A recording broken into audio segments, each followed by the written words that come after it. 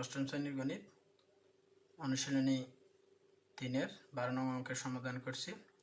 একটি আয়তাকার ঘরের দৈর্ঘ্য প্রস্থের 1.5 গুণ, এর ক্ষেত্রফল 216 বর্গমিটার হলে পরিসীমা কত আমাদেরকে বের করতে হবে। তো এখানে দৈর্ঘ্য প্রস্থ দেওয়া নাই, তাই আমাদের আগে দৈর্ঘ্য প্রস্থ বের করতে হবে। তাহলে আমি কোনটা মনে করতে পারি,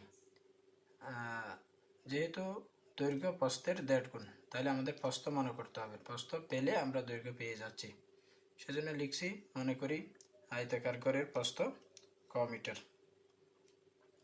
আয়তাকার ঘরের দৈর্ঘ্য প্রস্থের 1.5 গুণ বলা হয়েছে, তাই প্রস্থ নিলাম 1.5 গুণ করলাম, 1.5 মানে 1/2 মিটার। আর যেহেতু এটি একটি মিশ্র ভগ্নাংশ, এটিকে অপকৃত ভগ্নাংশে রূপান্তর করলাম। অপকৃত ভগ্নাংশে রূপান্তর করলে হর ঠিক থাকবে, লব হচ্ছে এই কোনাকুনি গুণ করে উপরের এই লবটা যোগ করলে আমরা অপকৃত ভগ্নাংশের লব পাবো। 2 গুণে 2, 2 এর সাথে 1 যোগ করলে 3, তাহলে 2/3 মিটার। যেহেতু ক হচ্ছে লব, নিচে মনে মনে হর 1 থাকে, তাই এই ককে 3 এর সাথে গুণ করতে হবে। তাহলে গুণ করলে 3 ক, তাহলে 3 ক বাই 2 মিটার।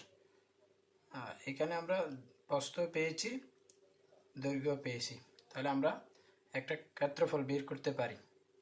ঘরটা হচ্ছে এরকম আয়তাকার আকৃতির ঘর, তাহলে সুতরাং আয়তাকার ঘরের ক্ষেত্রফল আমরা জানি যে আয়তাকার হলে ক্ষেত্রফল নির্ণয়ের সূত্র হচ্ছে দৈর্ঘ্য গুণ প্রস্থ। তাই দৈর্ঘ্য নিলাম, প্রস্থ নিলাম।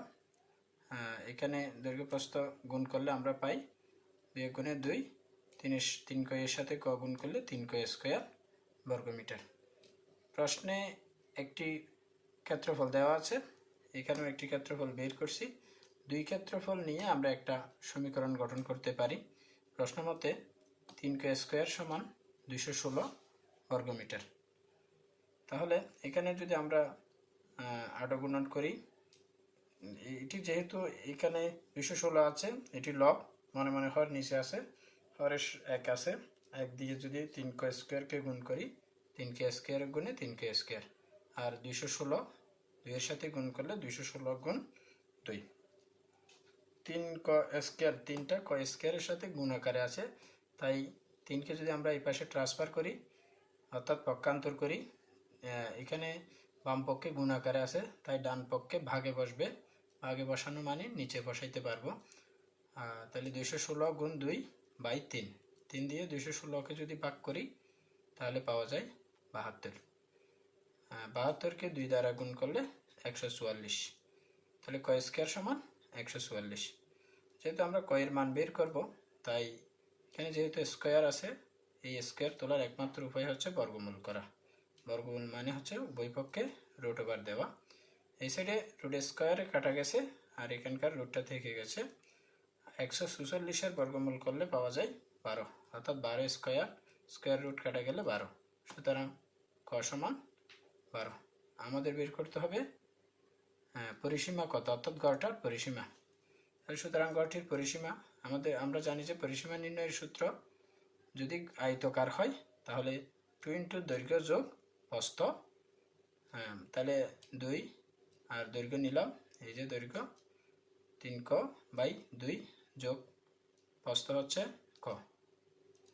এখানে দেখা যাচ্ছে ভগ্নাংশের যোগ, তাই লসাগু নিলাম 2, 2 দিয়ে 2কে ভাগ করলে 1 পাওয়া যায়, 1 যদি লবের সাথে গুণ করি 3 ক, 1 গুণে 3 ক যোগ, আবার এখানকার হর মনে মনে 1 আছে, 1 দিয়ে 2কে ভাগ করলে 2 গুণে 2, তাহলে এই 2 যদি ক এর সাথে গুণ করি 2 ক 1 গুণে 2 ক। এবার 2 বসাইলাম গুণ 3 ক এর সাথে 2 ক যোগ করলে 5 ক, 5 ক বাই 2। যেহেতু এটি লব, তাই এটি লবের সাথেই গুণ হবে, তাহলে 5 ক এর সাথে 2 গুণ করলে 5 দুগুণে 10 ক বাই 2 মিটার।